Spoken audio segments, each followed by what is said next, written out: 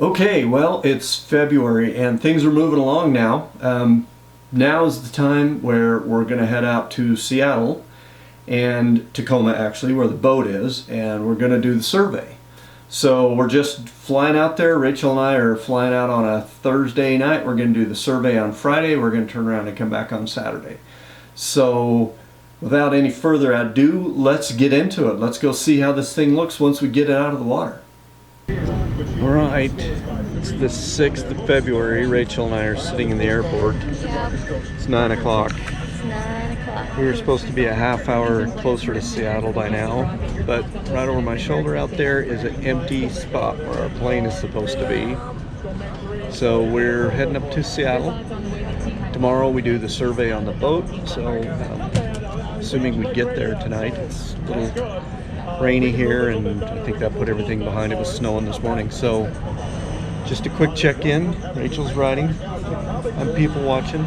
There's some weird people in this airport. Always are. But so far, not off to a great start. No.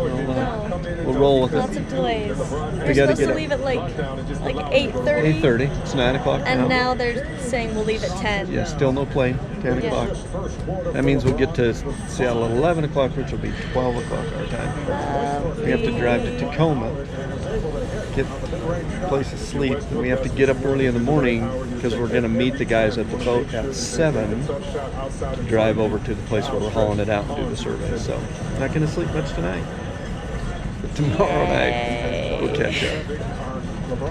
So, check in tomorrow morning.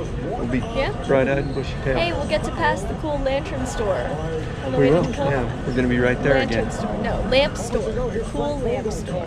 Okay, you'll point that Point it out. Okay. I'll film it. Okay. We'll catch you then.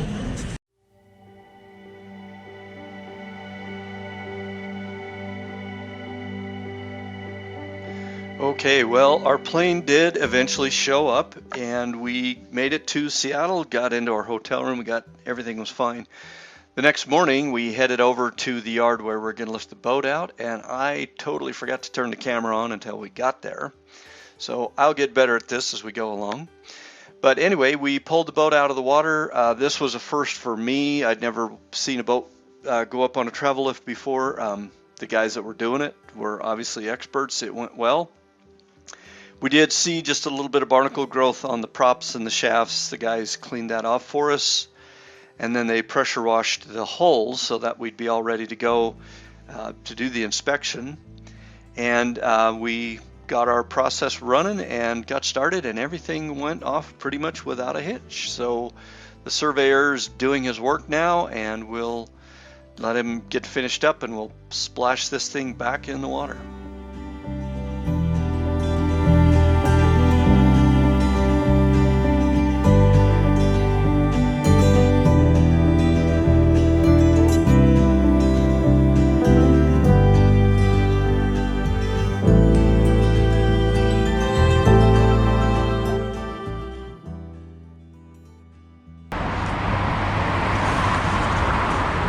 Okay, so we've got this thing hauled out, cleaned off, tapped on the bottom, and everything looks good so far. Putting sinks on the shafts, and I think we'll be ready to head back.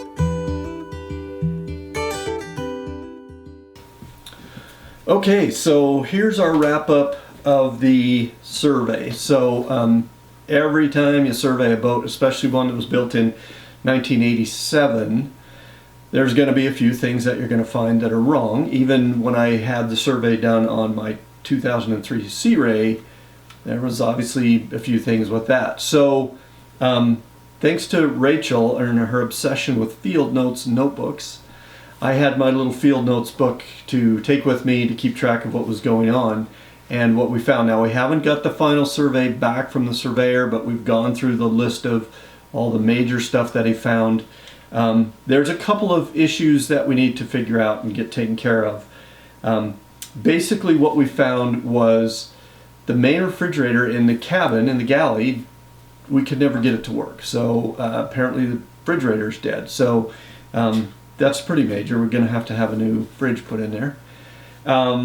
We found a problem with the generator. It wouldn't start initially. The battery was dead. It would, crank a few times and then die. Now Eddie, the seller's broker, insisted that it was just running yesterday, so everything just worked yesterday. So anyway, we did wind up with jumper cables down there in the boat. Jumped it to the house batteries, got it running. The thing that concerned me was there's a set of jumper cables down there in the boat. So I'm pretty convinced that the battery's dead or it's not being charged, and this was not a one-time incident with the generator not starting. So there was that issue. I don't know if it's just the battery or what, but the outlets that the generator were connected into did not have a ground loop on them, so ground connection, and so the generator needs some attention. It ran fine once we got it running. It seemed fine. The surveyor pulled oil samples out of it, so we'll get oil samples tested on everything. But there's some electrical issues there. So I think I'm gonna kind of push for, the electrical work being done on that. If there's one thing I hate, it's electrical problems. So we did find that with the generator.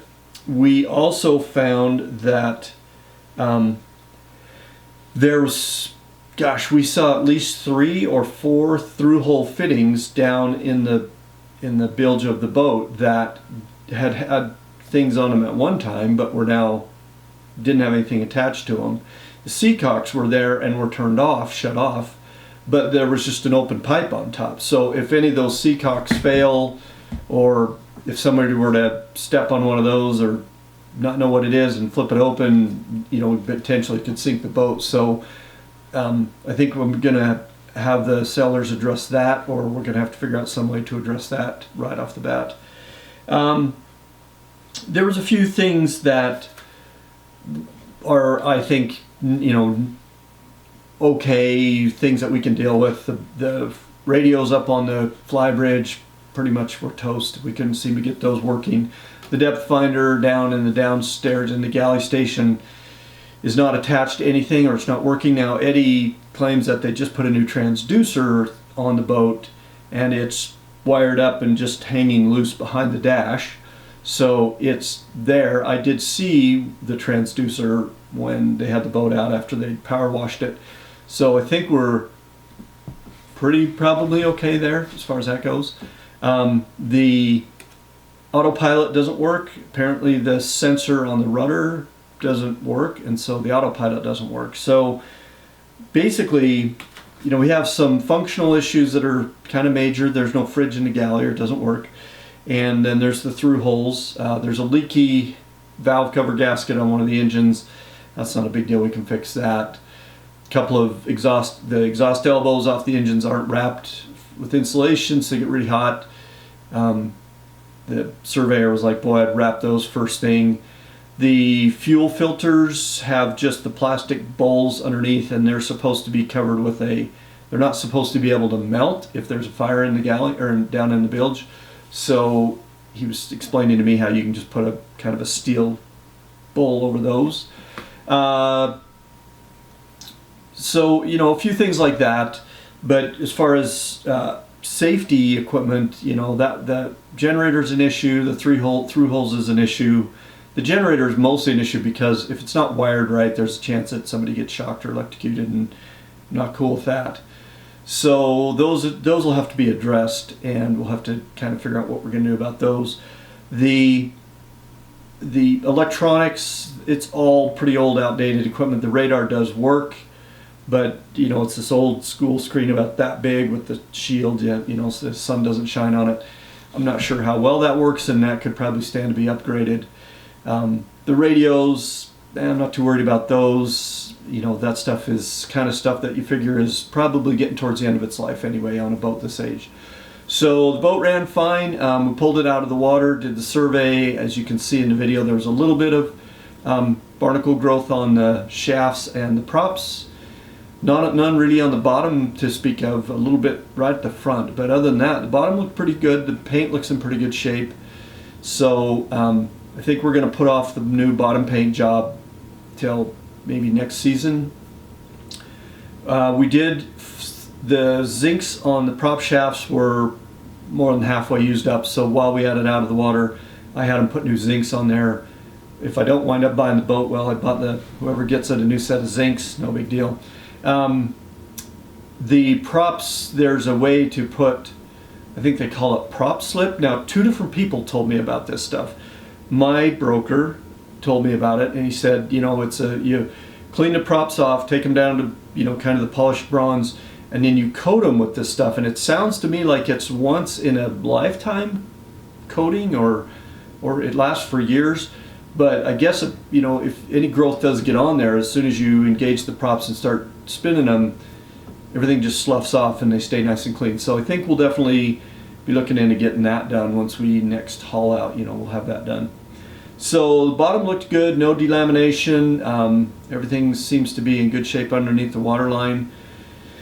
The places in the cabin that are getting some water intrusion, not really sure where that's coming from, so we'll have to do a little look in there. We did see a crack or two that we thought maybe is where the railing had been put on. Maybe we're getting a little water down and through there.